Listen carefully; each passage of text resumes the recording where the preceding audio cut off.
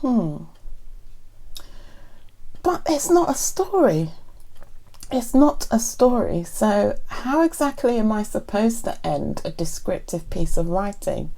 It's not a story.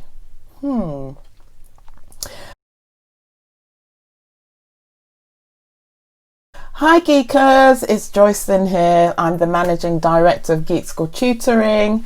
Welcome on board if you're new to the channel. Happy to see you here.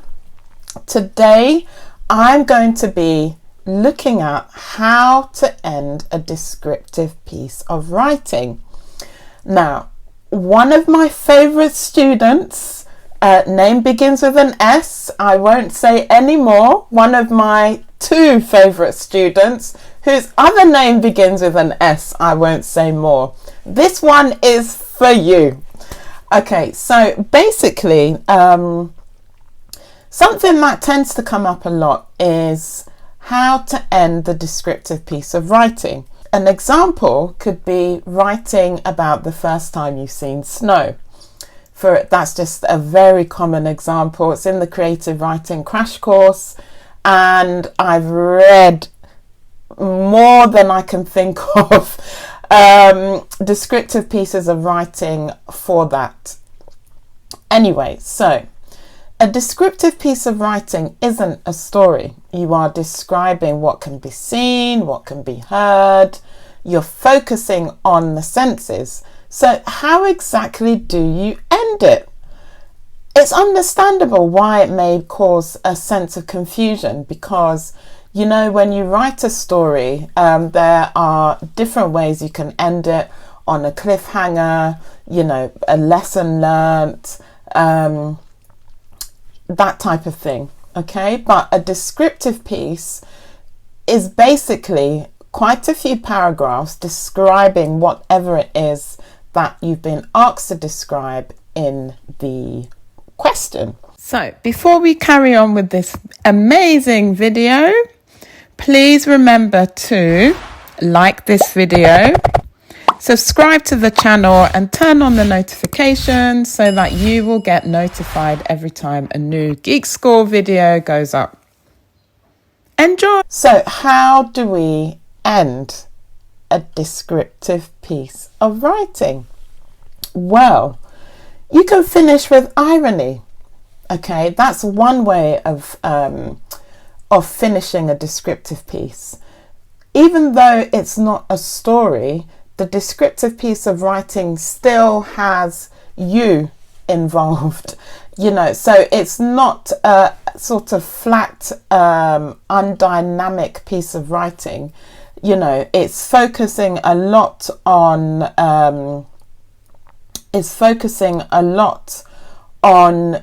what you've seen or experienced through your eyes, and so the ending of it will also encompass all of that.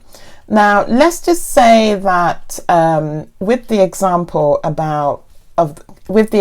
question, the first time you saw snow, you know, every time I've read that writing task, most students start with waking up in the morning, going to the window, and then realizing that it has snowed.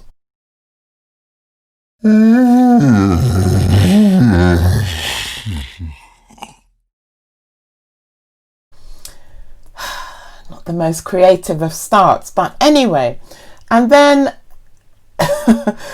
the less advanced writers will talk about rushing down for breakfast or having a quick shower, rushing down for breakfast, and then, you know, putting on warm clothing, and then asking to go outside and then rushing outside.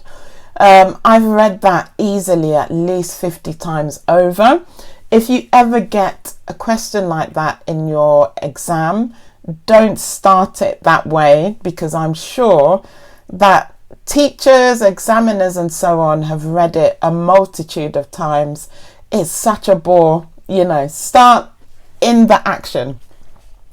So let's just say, you know, you find yourself outside. You find yourself out. Let me just turn off the sound.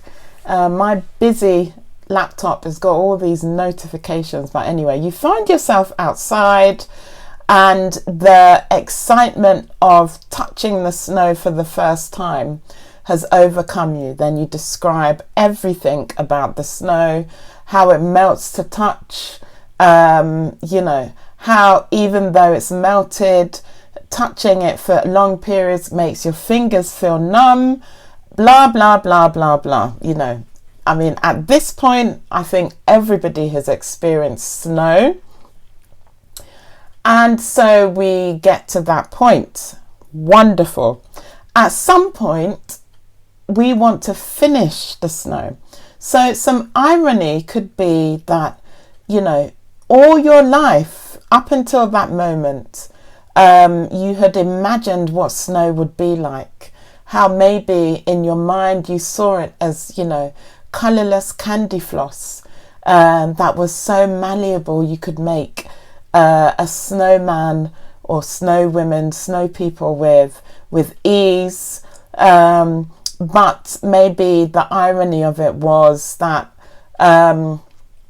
because the weather had started to warm, that the consistency of the snow was ever changing, something you'd never thought about.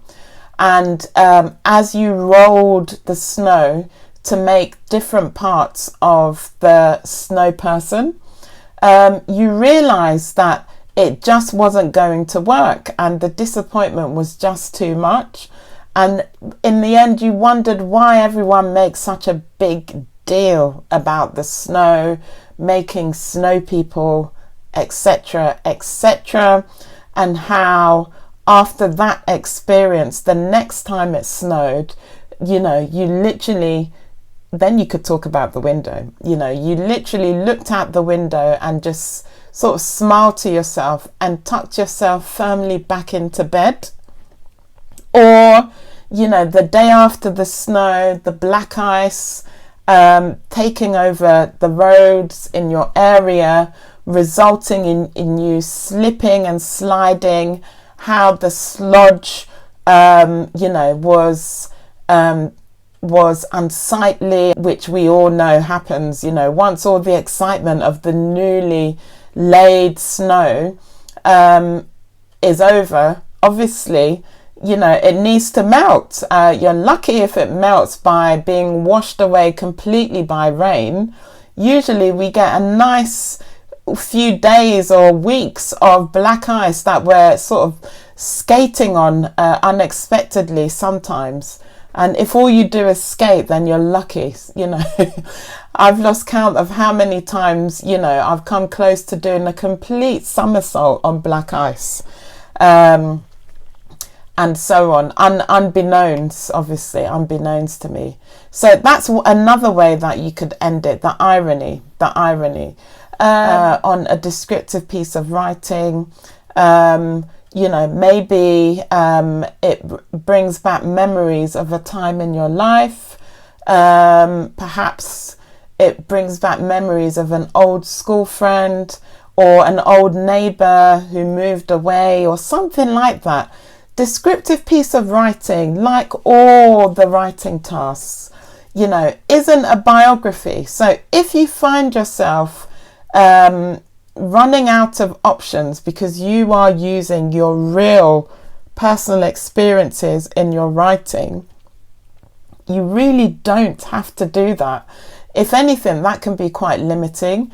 So in some instances, you'll be asked to write about things or an experience that you may never have had. So an example of that could be a trip to the top of a mountain. I've never been to the top of a mountain. Top of a hill, yes. I'm sure I've not been to the top of a mountain.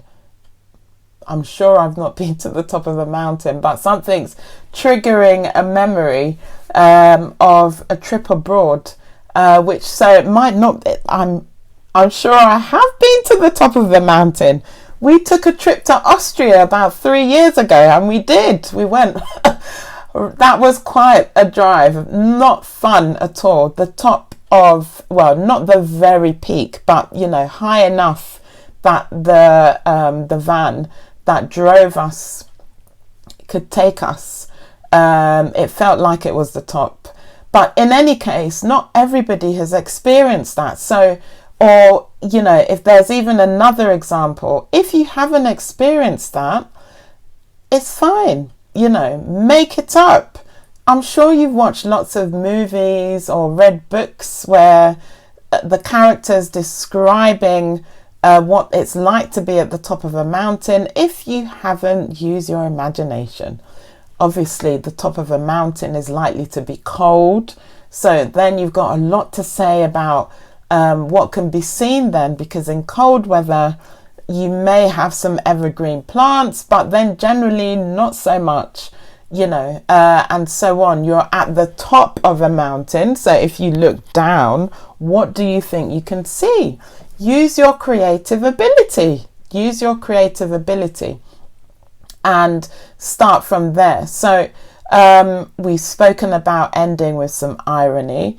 We've spoken about the emotion. End with a connection to, you know, some sentiment you have about that experience. And that works well. It makes it even more believable, you know. So those are two possible ways to end a descriptive piece of writing.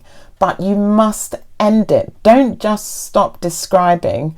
You have to look at what you've written about and think of a way you can end it sensibly, enjoyably, and so on.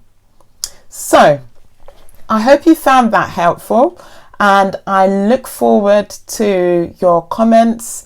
Share your tips and advice on how you end your descriptive piece of writing, and I will see you in the next video.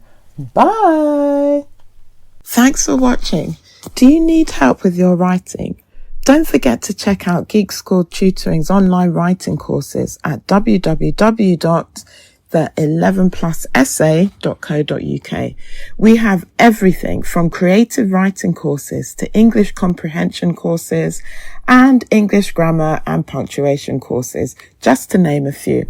Remember to like, comment and subscribe to our channel, and to switch on your notifications so you know when our next video goes up. Bye. Collins,